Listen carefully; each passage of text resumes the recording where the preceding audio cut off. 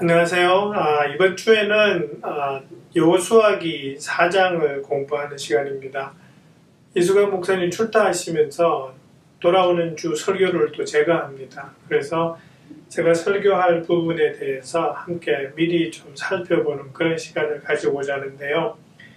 이번 주는 성경 교사님들한테 제가 특별히 부탁이 있습니다. 그것은 여호수아기 1장부터 5장까지의 내용을 미리 한번 읽어봐 주시고 그 내용을 좀 숙지해서 본인이 이해하고 스토리를 이해한 다음에 이 공부를 시작해 주시기 바랍니다.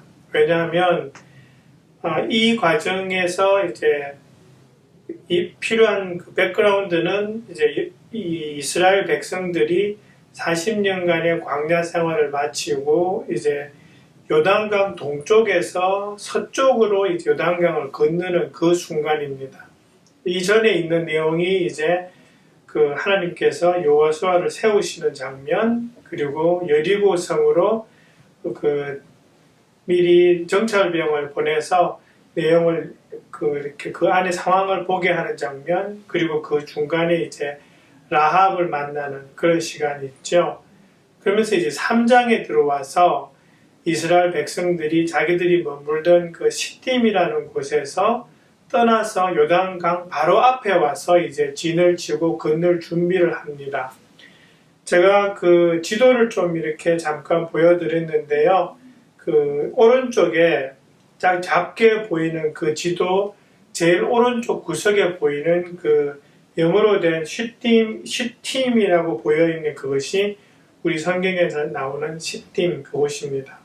그리고 요단강이 중간에 이렇게 북쪽에서 위에서 아래로 내려오는 그것이 요단강입니다.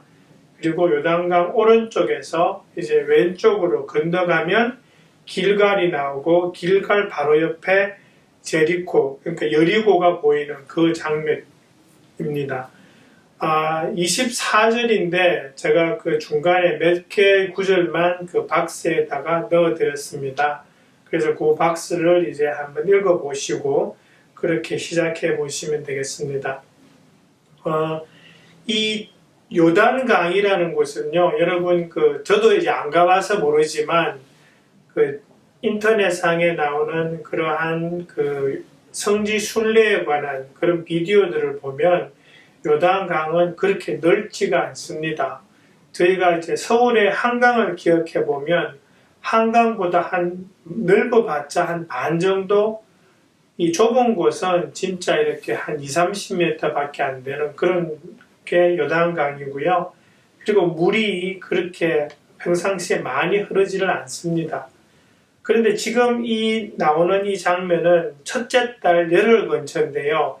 이때가 추수기입니다. 그래서 물이 요단강을 꽉 차고 평상시에 흐르던 것을 꽉 차서 제방 뚝까지 올라온 그 상태에 물이 이렇게 막 거세게 흘러가는 그 상태를 지금 이 이스라엘 백성들이 당하고 있습니다. 그런 것을 이제 여러분들이 설명을 좀 해주시면 되고요. 그리고 이제 3장 그 15절, 16절을 약간 읽어봐 주세요. 그래서 이게 요단강이 지금 찰랑찰랑할 정도로 물이 차 있다. 그 상태에서 이 이스라엘 백성이 그 요단강을 지금 앞두고 있다라는 그 상황을 보시면 되고요. 그래서 건너기가 그렇게 쉽지는 않은 그런 상황이다라는 그것을 이제 설명을 해주시고, 그리고 이 4장에 오면은 하나님께서 어떻게 건너게 하시냐 하니까 성궤를 맨 제사장들이 앞으로 가서 그 발을 요단강에 디딘 그 순간에 물이 상류에서 그칩니다. 그러고 난 다음에 물이 그치니까 저쪽에서 물이 막아진 상태로 이제 이스라엘 백성들이 요단강을 건너는데요. 그 건너는 동안에 그 제사장들이 성궤를 맨 상태로 요단강 한가운데에 서 있습니다. 그리고 그 성궤 옆으로 이스라엘 백성들이 지나가겠죠. 그리고 난 다음에 백성들이 다 지난 다음에 이제 성궤를 맨 그 제사장들이 요단강을 딱 벗어나는 순간에 다시 물이 쫙 흐르기 시작합니다. 이 상황하고 그 홍해를 건널 때 상황하고를 비교를 해보면 이제 홍해를 가르셨듯이 요단강 물을 멈추게 하신 그 하나님의 이적은 비슷하지요. 근데 또 다른 것이 있다면 홍해를 건널 때는 성궤가 없었습니다. 하나님의 임재를 사람들이 눈으로 볼 수 있는 그 가시적인 그러한 물건이 없었거든요. 근데 지금은 이 하나님의 성궤가 그 요단강에 딱 있음으로 인해서 백성들이 지나가면서 볼 수 있어요. 아, 이게 지금 하나님이 일하시는 거구나라는 것을 지나가면서 눈으로 볼 수 있는 그런 거고요. 두 번째는 뭐냐 하면은 홍해를 건널 때는 여러분 그 찰턴 헤스턴의 그 영화를 기억하시는 분은 좀 올드 타이머들은 기억하실 텐데, 그때는 그 모세가 지팡이를 들고 홍해를 이렇게 가르치면서 팔을 뻗는 그 순간에 바람이 쫙 불어서 바다가 갈라져요. 그러니까 백성들은 할 일이 하나도 없었어요. 그리고 그냥 물에도 들어가지 않았어요. 근데 지금은 어떻게 되냐 하니까 이 제사장들이 발을 그 험한 물살 안으로 집어넣어야 돼요. 홍해 때는 아직 구원받기 전이거든요. 그죠? 그러니까 이집트 땅을 이제 막 벗어나서 이 하나님의 약속하신 땅으로 들어오기 전이에요. 근데 그때는 출애굽하기 전에는 백성들이 스스로 해야 될 일이 없었어요. 그죠? 모세만 팔만 뻗으면 됐는데 지금은 그 험한 그 상황 안으로 내가 믿음의 눈으로 믿음의 행위로서 내 발을 디뎌야 돼요. 그러면 하나님께서 물을 멈추시는 거죠. 그러니까 팔만 이렇게 한 것이 아니라 내 행위로서 하나님의 그 약속에 내가 동참하는 행위를 했을 때 물이 딱 그쳤단 말이죠. 그것에서 이 홍해 출애굽할 때의 상황과 출애굽해서 진짜 이 약속의 땅인 가나안으로 들어갈 때는 그러한 차이점이 있다라는 것을 우리가 생각해 볼 필요가 있습니다. 그런데 비슷한 것은 뭐냐니까 출애굽을 하기 바로 직전에 여러분 그 이스라엘 백성들이 첫 번째 유월절을 보내죠. 그때가 첫째 달 열 나흘입니다. 그런데 지금 이스라엘 백성들이 가나안 땅을 들어가기 위해서 요단강을 건널 때가 언제냐 하니까 첫째 달 열흘입니다.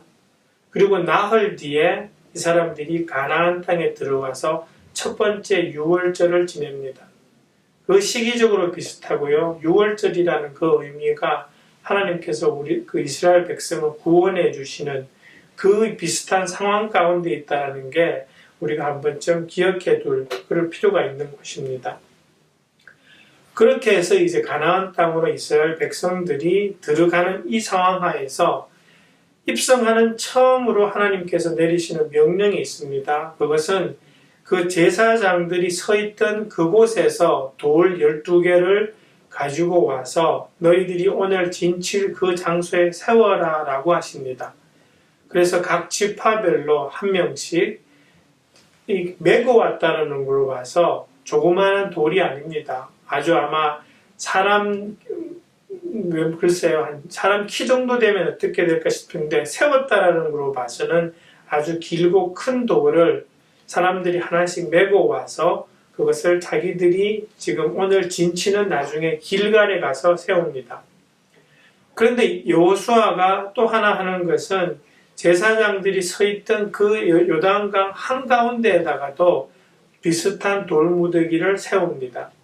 그리고 뒤에 보시면은 말로 치고 성경 구절이 나오죠. 그 돌들이 지금까지 거기에 서 있다라고 합니다.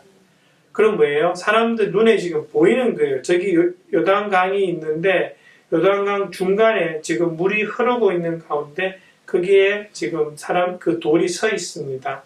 그 말은 무슨 말이냐 하니까 이 여호수아기가 적히던 그 무렵에 그게 언젠지는 확실하지 않지만 그 무렵에 그 세웠던 돌무더기가 있습니다. 그래서 사람들이 궁금해 하겠죠. 저 돌이 왜 저기 있을까? 그러면 사람들이 설명할 수 있죠. 뒤에 가시면은 끝날 때 보면은 그 여호수아가 그러죠. 나중에 너네 후손들이 저 돌무더기가 무슨 의미입니까? 라고 이야기할 때, 물을 때 이야기해줘라. 하나님께서 우리로 하여금 요단강을 마른 땅으로 건너게 하셨다라고 그것을 기념하는 거라고. 그러면 그것이 있었다라는 것은 그것이 계속적으로 이어져 왔고 기억되어져 왔다라는 그것이 지금 아마 실천되고자 있었다라는 것을 우리가 짐작해 볼 수 있는 그런 시간입니다. 또 하나 볼 수 있는 것은요, 이 여호수아를 하나님께서 의도적으로 지금 세우십니다. 그냥 돌무더기 가져와 할 때 여호수아로 하여금 하나하나씩 다 하게 하십니다. 그래서 가져오면은 세우고 그리고 하나님께서 여호수아를 시켜서 하신 그 말씀들이 다 이루어질 때마다 강물이 멈추고 강이 다시 흐르고 하나님과 여호수아가 함께 한다는 것이 이 백성들에게 가시적으로 보여지는 그런 장면입니다.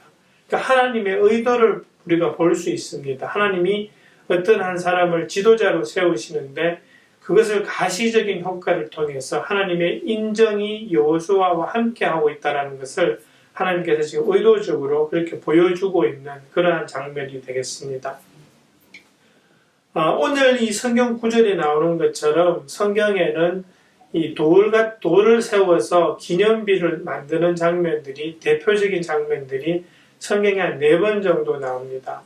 첫 번째 장면은 그 야곱이 자기 외삼촌 라반이 있는 곳으로 떠나면서 어느 곳에 일어나서 잠을 자죠. 그리고 그 꿈에 하나님을 만나죠. 그래서 일어나서 자기가 돌베개로 하고 했던 그 돌을 세워서 하나님과 서원을 합니다. 하나님께서 나를 안전하게 이곳으로 돌아오게 하시면 하나님은 나의 하나님이 되고 내가 하나님께 11조를 드리겠다라는 그 서원을 하는 것이 창세기의 28장에 나오는 장면인데요. 그게 처음으로 세워지는 기념비입니다. 두 번째는 또 라반이 연관이 되는데요. 라반이 나중에 외삼촌 라반이 있던 곳에서 도망치다가 라반이랑 또 만나가지고 돌을 하나 세우기는 하는데 그것은 기념비가 아니라 경계입니다. 당신은 이쪽으로 넘어오지 말고 나는 그쪽으로 넘어가지 않겠다라는 그런 어떤 경계석을 세우는 부분인데 그거보다는 나중에 그렇게 돌아와서 이 야곱이 잊었습니다. 사실은 베델로 처음에 하나님과 그 약속했던 그 땅으로 돌아가야 되는데 안 돌아갑니다. 돌아가지 않고 세겜에서 정착을 해버립니다. 그리고 그 세겜에서 아주 못 볼 꼴을 보죠. 자기 딸 디나가 성폭행을 당합니다. 그러면서 이제 자기 아들들이 세겜에 있는 모든 사람들을 다 죽여버리죠. 그러면서 이제 주변에 있는 사람들한테 위협을 받는 그런 상황이 되었을 때 하나님이 이제 나타나셔서 기억시키십니다. 네가 옛날에 나하고 서원했던 그 베델로 돌아가 그러시죠. 그래서 이 야곱이 베델로 돌아와서 그곳에서 하나님을 다시 만나고 하나님과 말씀을 나눕니다. 그리고 그 말씀을 나눈 그 자리에 다시 돌무더기를 세웁니다. 그것이 창세기 35장 14절에 나옵니다. 그렇게 이게 두 번째의 기념비가 세워지고요. 세 번째 기념비는 오늘 성경에서 이야기하는 이 여호수아 4장입니다. 그리고 한 번 더 나오는 것은 다시 여호수아기 8장에 나오는 내용인데요. 그 신명기 27장 2절 3절에 보면은 이 모세가 여호수아한테 명령합니다. 너네가 가나안 땅에 들어가거든 그곳에서 돌을 세우고 거기다 패를 바르고 거기다가 하나님의 말씀을 새겨라.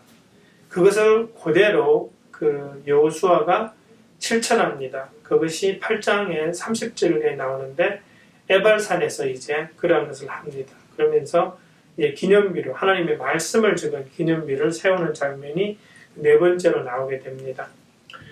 그러면서 이렇게 왜 이 기념비를 야곱이 세운 기념비는 하나님께서 명령하신 것보다는 자기가 하나님께 드린 약속과 기념의 의미지만 이 여호수아기에서 세우는 기념비는 하나님께서 세우라고 하신 겁니다. 사실은. 그러면서 뒤에 가서 4장 그 마지막 부분에 20절, 24절에서 하나님께서 왜 세우라고 하셨는지 그 목적이 나오는데요. 첫 번째는 그것입니다. 기억하라는 것입니다. 너네가 요단강을 건널 때, 가나안 땅으로 들어올 때, 그 40년 동안 광야를 헤매면서 기다렸던 이 땅을 들어올 때 하나님께서 요단강을 멈추게 하셨고 마른 땅으로 건넜다는 것을 기억하고 그것을 자손들에게 전해라라는 하나님의 능력에 대한 기념입니다. 그만큼 그 능력이 있는 하나님이 우리의 하나님이시라는 걸 기억하라는 그것이 첫 번째 의미이고요. 두 번째는 그러한 그 능력을 다른 사람, 모든 세상 사람들이 알게 하는 것도 목적이지만 다른 하나는 우리로 하여금 하나님을 경외하도록 하신 것입니다. 이게 제24절에 보시면 그렇게 나오죠. 그렇게 하신 것은 땅의 모든 백성이 주님의 능력이 얼마나 강하신가를 알도록 하고 우리가 영원토록 우리의 하나님을 경외하도록 한 것입니다. 하나님의 목적은 두 가지였습니다. 모든 이 땅의 사람들이 하나님의 능력을 알게 하고 그러한 것과 동시에 우리가 하나님을 경외하도록. 여러분, 이것처럼 우리 삶에도 하나님께서 역사하신 흔적들이 많습니다.